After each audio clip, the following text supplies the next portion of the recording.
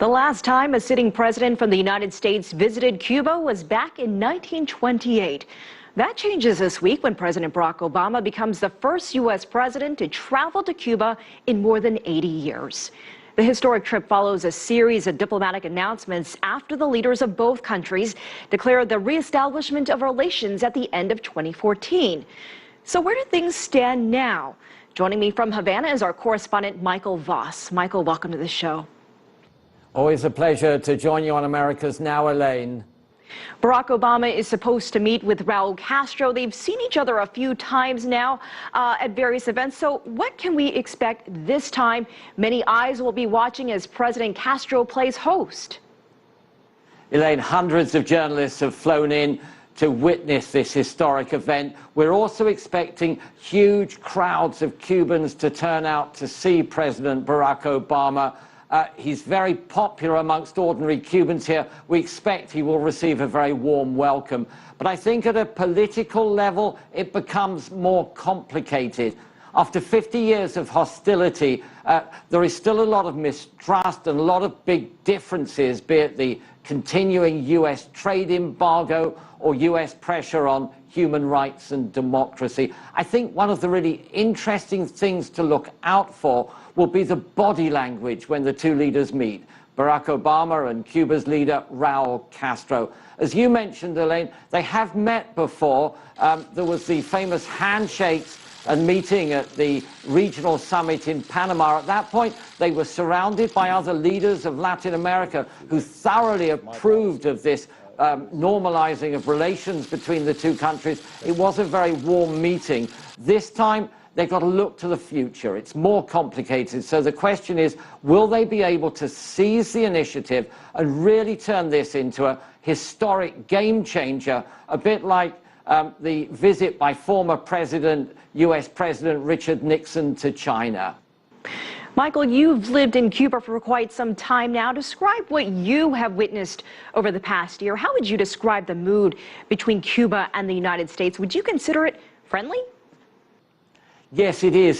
Certainly at a street level, Cubans are really happy, really pleased that this relationship is finally, this hostile relationship has finally come to an end, and they're looking forward to what sort of economic progress and benefits it will bring. The biggest change we've seen on the streets in the last year is the huge number of American visitors who are now coming to Cuba. 160,000 last year, a jump of 80% compared to 2014. Hotels have doubled their prices. It's still very difficult to get a room. It's been great news for Cuba's private sector. Those Cubans who've opened quality private restaurants for tourists. People have opened their homes for bed and breakfast, which you can now book on Airbnb. And all those Cubans who own those classic American cars and take tourists around Havana on day trips. We've seen more internet. There are Wi-Fi hotspots all over the country.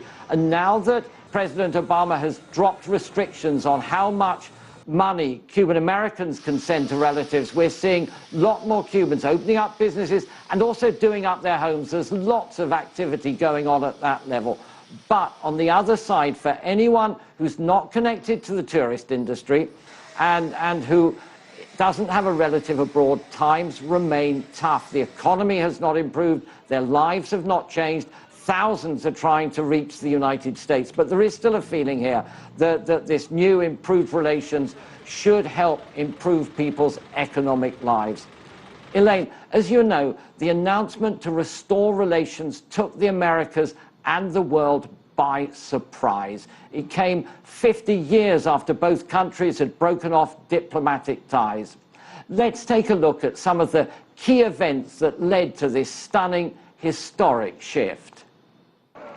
1959, Havana has fallen. Fidel Castro celebrates the victory of the revolution.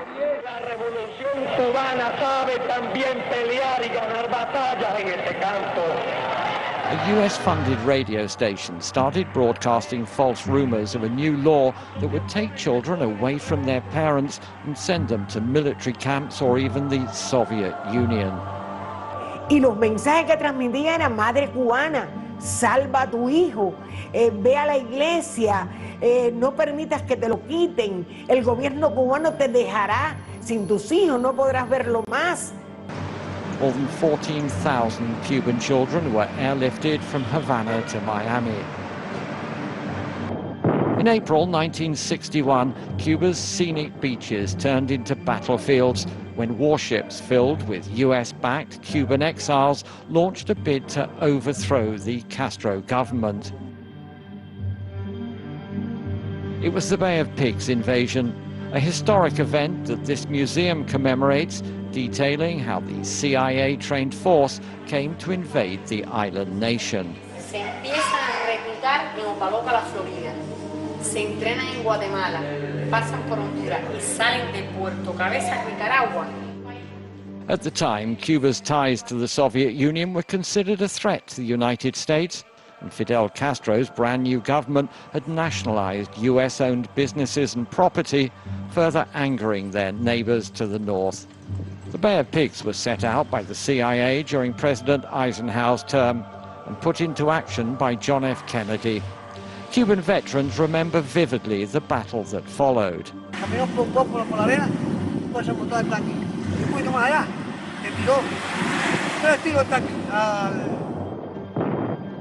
The invasion failed. Fidel's army claimed victory within 72 hours. 1,200 prisoners would later be handed back to the US in exchange for $53 million worth of medical supplies and food.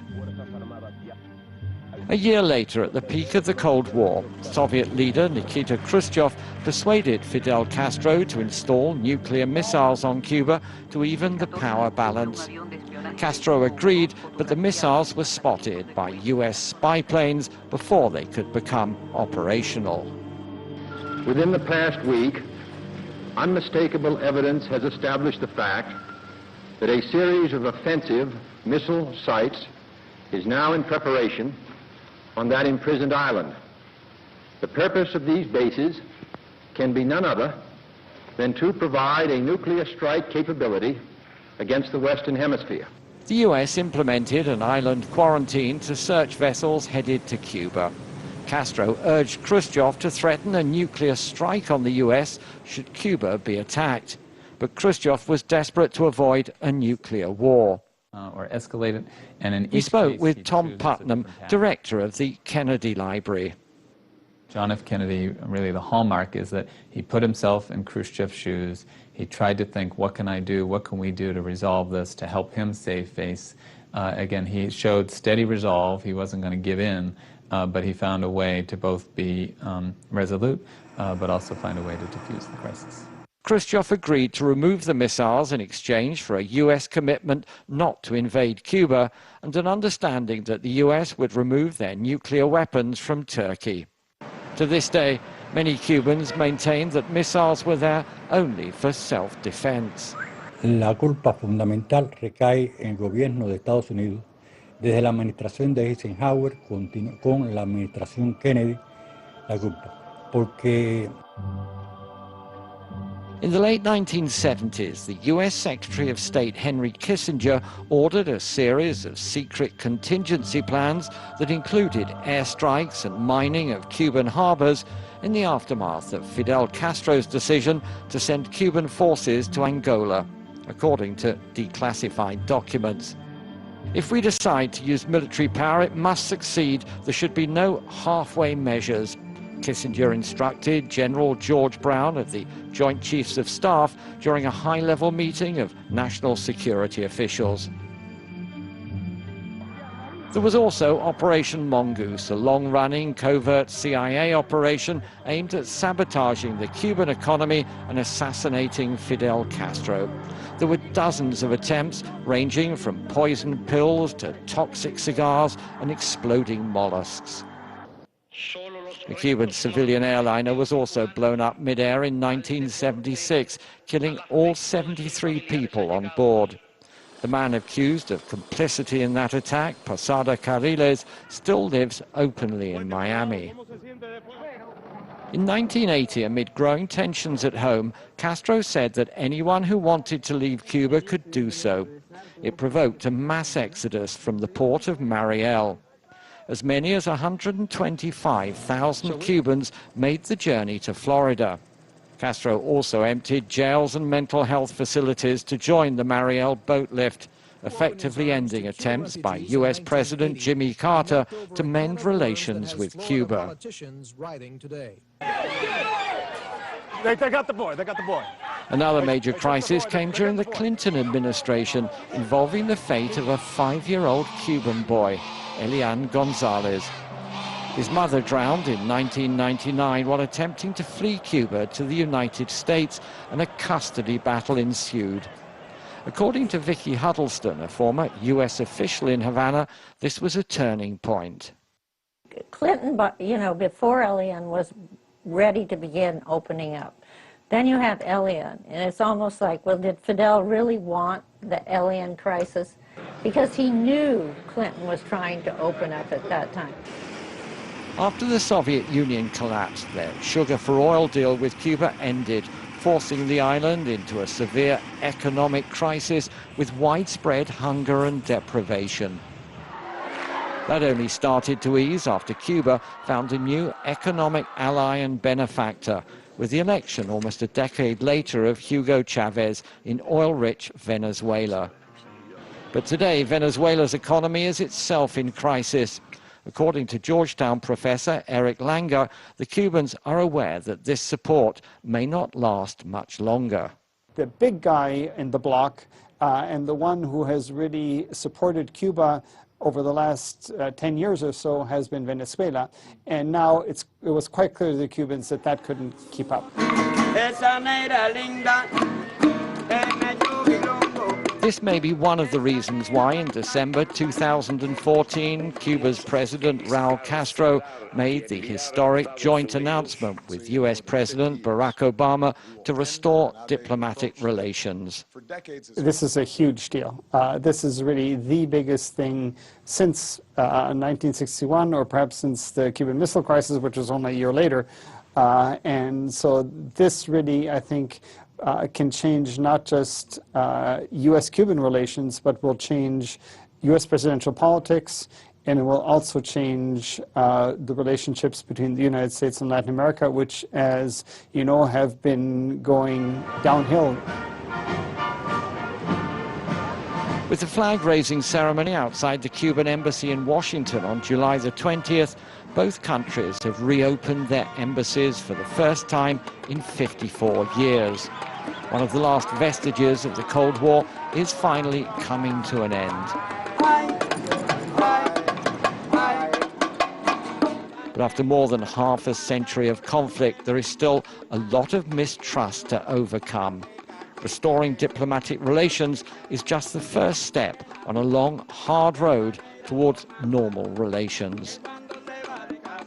President Obama said that his decision to normalize relations came after reaching the conclusion that 50 years of isolation was not bringing any progress. Both he and Cuba's President Raul Castro agreed that engagement would be more productive. Coming up after the break, my exclusive interview with the leader of the Cuban Five, Gerardo Hernandez, following his release from a U.S. prison.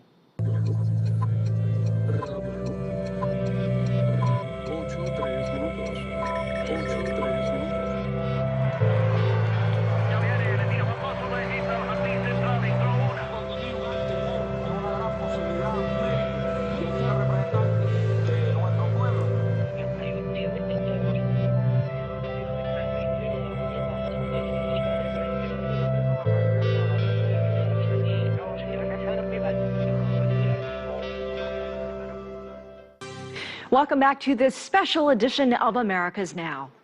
U.S. President Barack Obama will be visiting Cuba this week. The White House calls it another step forward in promoting positive change for the island nation.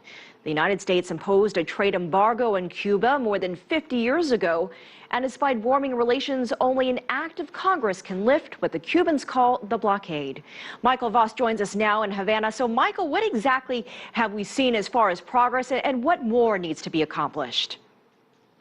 I think the biggest thing we've seen so far, Elaine, is this agreement by both sides for a resumption of scheduled commercial flights between Cuba and the United States for the first time in 50 years. At the moment, there are charter flights.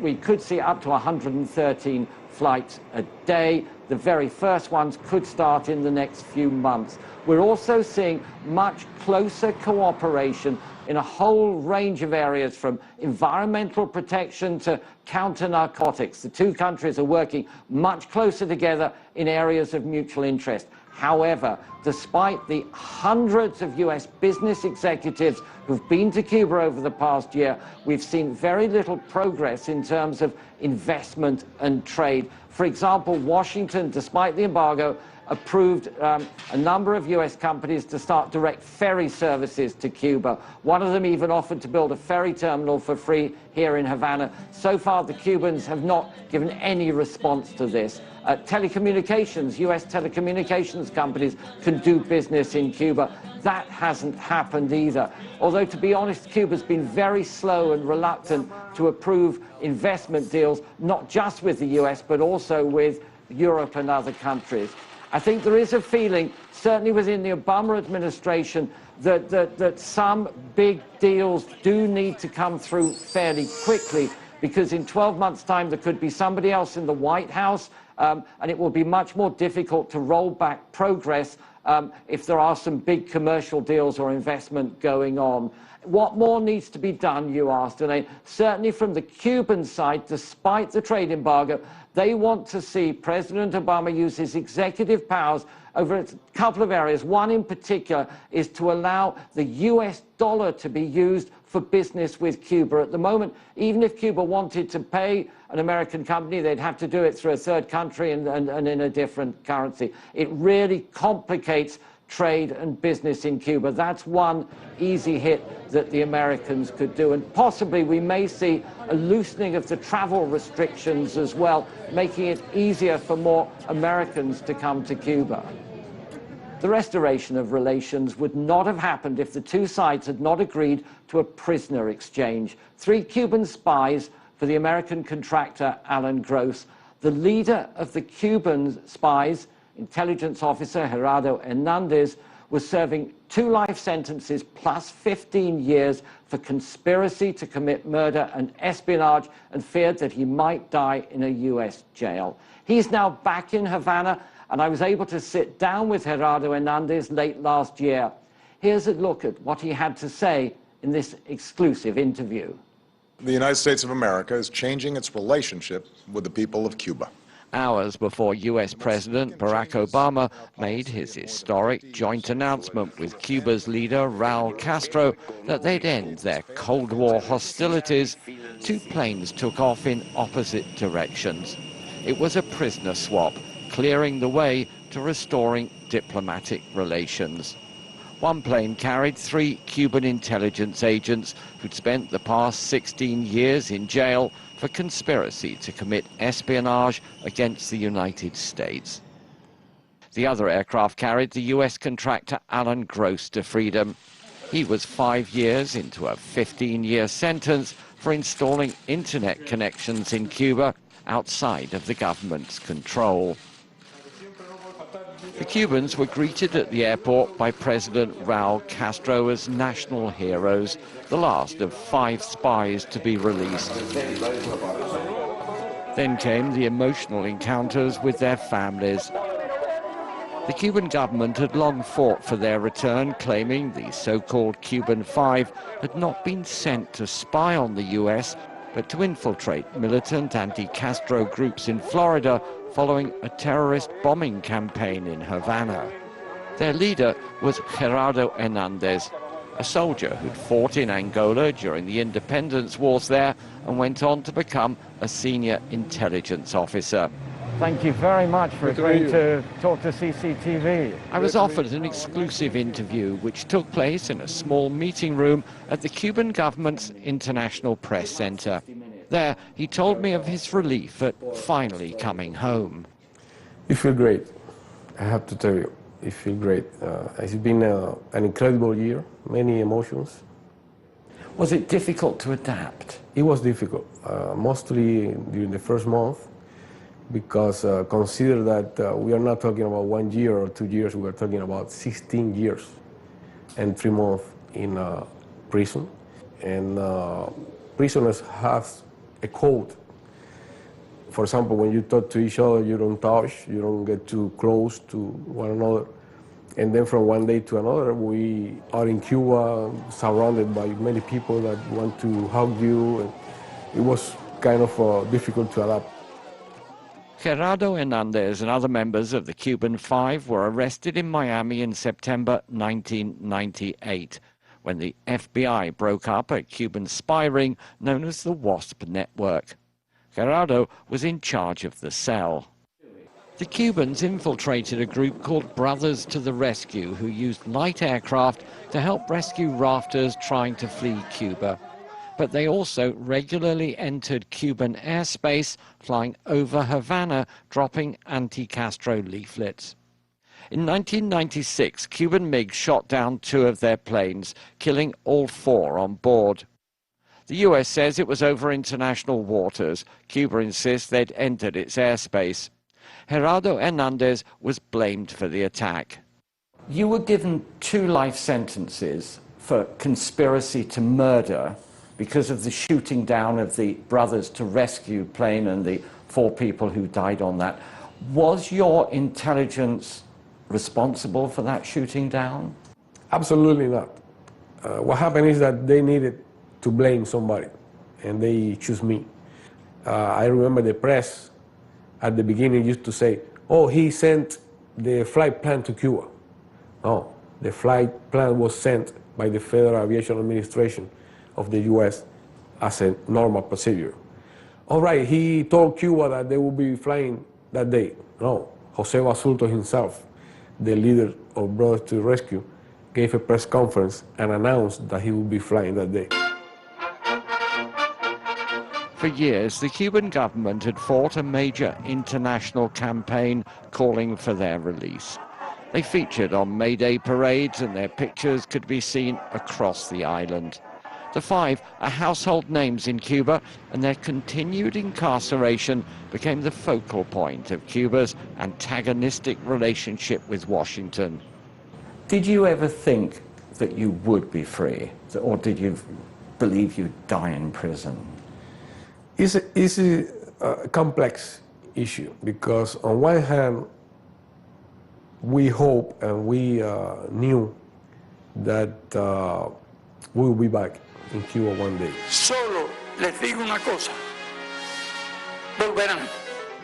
We had in 2001 that famous speech where Fidel assured to the Cuban people that we would come back. That was something that we remember every day.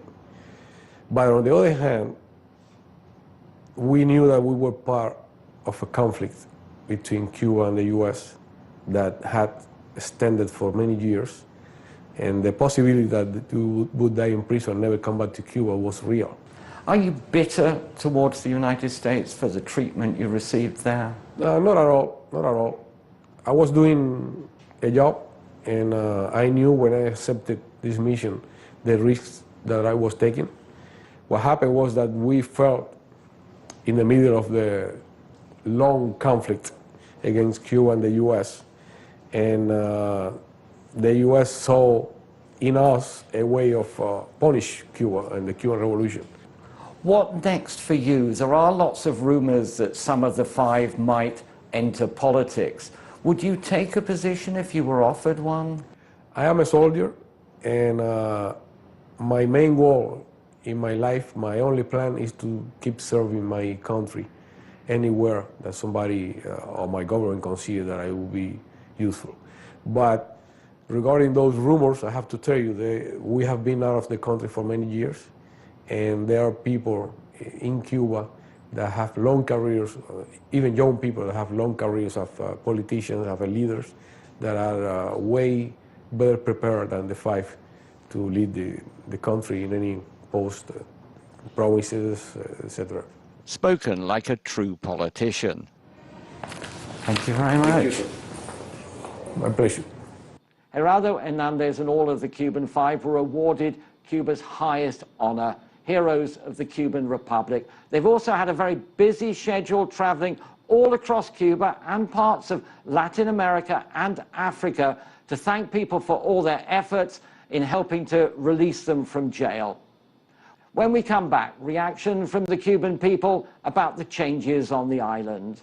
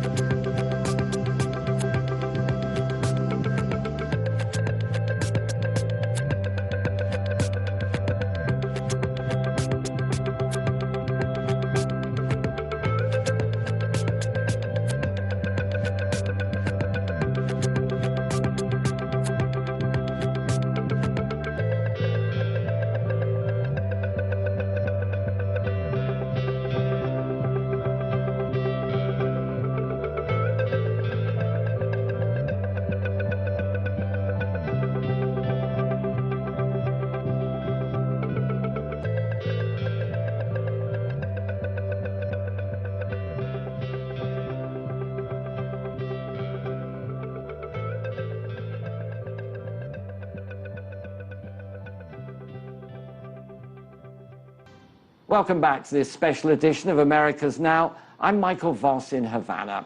One of the events on President Obama's itinerary this week is to meet with Cuban entrepreneurs and private business owners. It's a bid to strengthen the economic alliance between the two countries and encourage the fledgling private sector here. But what do ordinary Cubans think of President Obama and of this new relationship with the United States? We sent America's Now producer Armando Guerra out to find out.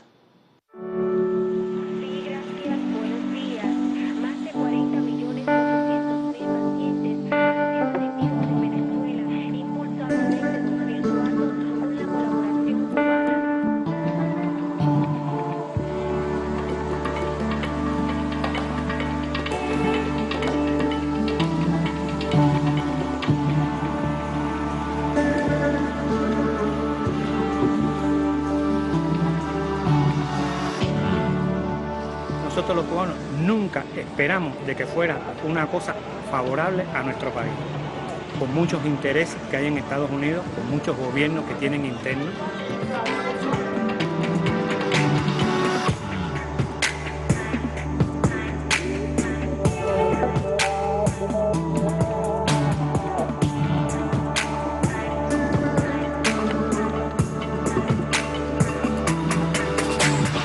Y en resumida cuenta, nunca esperamos de que ni nos aceptaran, ¿te entiendes?, bajo ninguna condición. Lo que nosotros nos mantenemos en nuestra línea.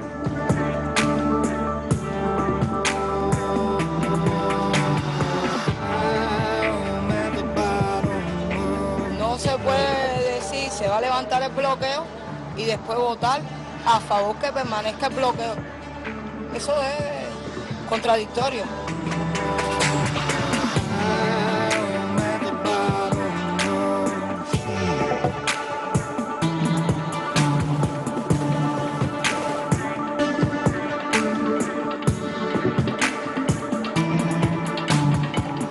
Me sorprende ni que esté ni que no esté.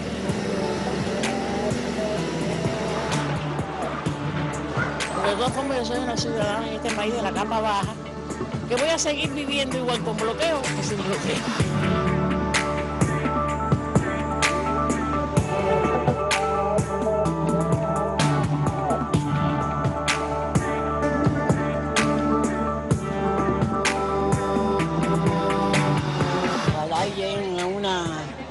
Una conversación y que todo se resuelva y tengamos prosperidad y unificación, sobre todo que haya amor entre dos países que estamos muy pegaditos.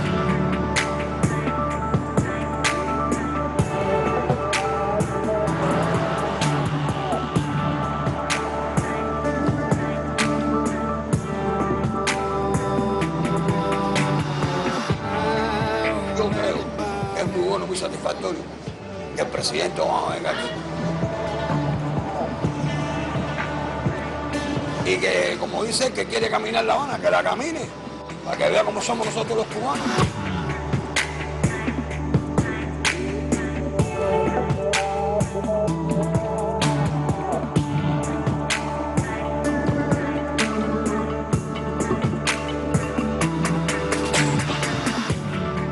Me parece que si Obama viene, ya lo dije, debe ser para mejorar la situación del pueblo, que tanto lo necesitamos.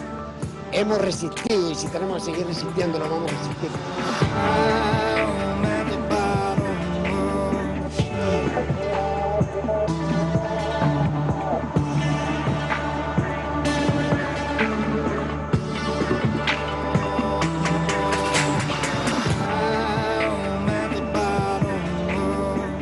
Una fecha maravillosa, muy linda para nosotros los cubanos, ya que llevamos tanto tiempo sin que un presidente americano venga a Cuba. Estoy muy contento.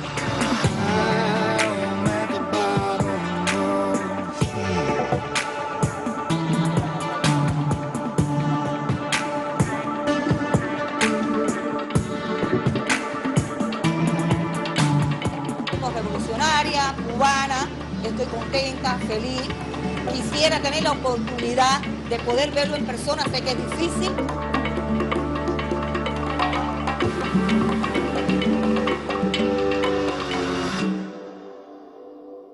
Cuba and the United States both share a passion for baseball. It's one of Cuba's favorite pastimes. During his visit here, President Obama will attend a baseball game between the Cuban national team and a team from the United States, the Tampa Bay Rays. When we return for this special edition of America's Now, Elaine will have an interview from Washington about the U.S. president's agenda in Latin America. Coming up. Latin America doesn't rise to the top of the president's to-do list. This is not a region in crisis. This is a region with, macroeconomic stability, rule of law in general. And so it's hard to, when you have crises across the world, to really put Latin America at the front and center of your attention. But they're his closest neighbors. America's Now. Welcome back to this special edition of America's Now. The visit by U.S. President Barack Obama to Cuba is being called history-making. President Obama wants to help drive economic and political reform in the country, yet critics are saying the timing of his trip is a little late, happening in his last year in office. Joining me in our studio to discuss this is Jason Marzak. He is the director of the Latin America Economic Growth Initiative at the Atlantic Council. Welcome to the show, Jason. Thanks, Elaine. Why did President Obama wait so long to visit Cuba? Talk about the timing of this trip. Well, I don't think it's too long. I think that you have to put this in context, the fact that the opening with Cuba started in December of 2014. So it's been 16 months since we had this first opening. The embassy in Cuba opened up last summer, so this ended 50 some odd years of a lack of diplomatic relations. And I think rather than criticizing that this visit is happening too late, some actually are saying this visit is happening too early. I think the visit is happening about the right time. I mean, we've seen about a year and a half almost of the president's actions, not only the actions of December 2014, but multiple additional executive decrees that have helped to booster relations between the two countries. And we've seen some of the benefits of that. We've seen the benefits in Cuba with increased access to Wi-Fi, for example, for the Cuban people that wasn't there before, increased access to remittances from the Cuban private sector. And so there have been some changes. They're small and incremental, but we can't expect large changes to happen very quickly because, again, this is a relationship that was basically on ice for over 50 years. But he said that he wanted to do something about Cuba when he began office. So here we are 7 years later. Were the political conditions more ripe this time around? Yeah, I mean, I think we have to take this in context, that the President Obama has a lot on his agenda. And the president's attention is, focused on, the Middle East and many other areas of the world. And again, in Cuba, it's also a matter of building confidence with the Cuban government, and also the Cuban government showing the ability to implement some of the reforms that gave the president the momentum to be able to have the opening with Cuba. And again, we have to look at this from the context of Alan Gross as well. Alan Gross had been in a Cuban, the USAID contractor who had been in a Cuban prison for many years. And the ability to negotiate a release for Alan Gross was part of the whole package that allowed for the opening in December 2014. But again, that opening in December 2014 was a year and a half in the making. But critics in general believe that the Obama administration doesn't really place a priority on Latin America. He's visiting Argentina after his trip to Cuba. So what does he hope to accomplish there? Well, I think again, we have to look at this in the context of everything the president has on his, or potentially her at some point, agenda on a daily basis. And Latin America doesn't rise to the top of the president's to-do list. This is not a region in crisis. This is a region with, macroeconomic stability, rule of law in general. And so it's hard to, when you have crises across the world, to really put Latin America at the front and center of your attention. But they're his closest neighbors. They're our closest neighbors. The president has gone. The president was in Panama a year ago for the Summit of the Americas, and not only has he had multiple trips to the region, but so have many members of his cabinet traveled to the region. This is a area of the world that historically has not received as much attention as it should from the administration. But the real thorn in the side of U.S. relations with Latin America has traditionally been our relations with Cuba, and the fact that we didn't have relations with Cuba, and the embargo continues to be a hindrance to that relationship. But by opening up with Cuba and spending the political capital and the investment to open up with Cuba, that has really opened the doors for our broader relationships across the rest of the region. And Argentina specifically, this is a moment of great opportunity. The new government of President Mauricio Macri is only in the course of just the first 100 days unwound a lot of the issues that his predecessor, President Cristina Fernández de Kirchner, had with the larger international community. He's rolled back the capital controls, stabilized the foreign exchange rate. And so this is an opportunity to show from the U.S. side support for the government and its new direction. So very quickly, these trips to Cuba and then to Argentina, do you think that is a more positive step in greater relations with the Latin American region? I think definitely. Again, the fact that we have a U.S. president going to Cuba, the first time since Calvin Coolidge in 1928, this is a historic moment for U.S. relations with the rest of the region, and also going to Argentina. I mean, Argentina is a bellwether in the region. Argentina is a country that had been ruled with a very nationalist, inward-looking perspective in the last 12 years, and now Argentina has opened the sign of we're welcoming the world, right? And the president's trip there is a signal, and not only his trip there himself, but also his trip with members of the business community that will be traveling with him to Cuba and with him to Argentina is a sign that the U.S. private sector is also interested in investment opportunities in both countries. Jason Marzak of the Atlantic Council, thank you so much for your perspective. Great. Thank you, Elaine. As we mentioned, President Obama will also visit Argentina, and it's not without controversy. It falls on the 40th anniversary of a savage military coup in the country, which installed a dictatorship that led to the murders and disappearances of thousands. For more on the Argentina part of this journey, we go to our correspondent Joel Richards in Buenos Aires. Well, Barack Obama's visit to Argentina is perhaps not as historic as his visit to Cuba, but just as in Havana, the meetings that take place in Buenos Aires will have a major bearing on the future North-South relations in the Americas. Argentina and the United States have had something of a fractious relationship over the past decade.